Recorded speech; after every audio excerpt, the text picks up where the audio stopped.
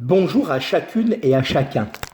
Bienvenue encore pour ce rendez-vous de partage journalier.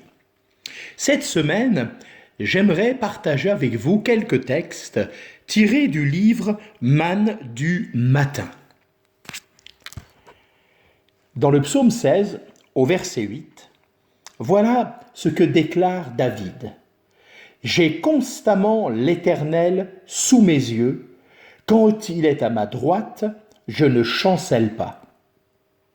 J'ai constamment l'Éternel sous mes yeux. » David avait pris cette décision et au milieu de sa vie si mouvementée, il avait cette ancre pour son âme. Son regard se dirigeait sur l'Éternel, le centre de sa vie et de ses intérêts. Cette pensée, transposée dans le langage du Nouveau Testament, signifie que le Seigneur est le premier en toutes choses dans la vie du croyant, qui doit s'opposer à tout ce qui pourrait empêcher cette prééminence ou faire obstacle à cette communion.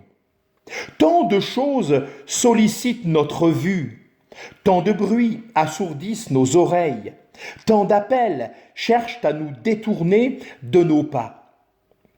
Pratiquement, que d'ennuis on s'épargne, que de souffrances inutiles on évite en prenant résolument la décision d'avoir le Seigneur comme centre de sa vie.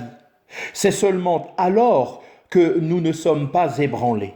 En est-il ainsi de nous? Avons-nous constamment l'Éternel sous nos yeux? Notre foi reste-t-elle inébranlable en lui?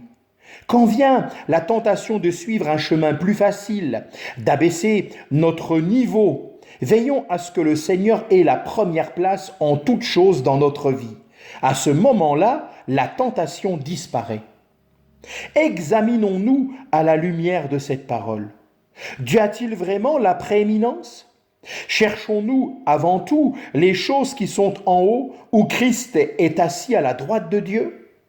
Nous affectionnons-nous à ces choses? Christ est-il vraiment notre vie?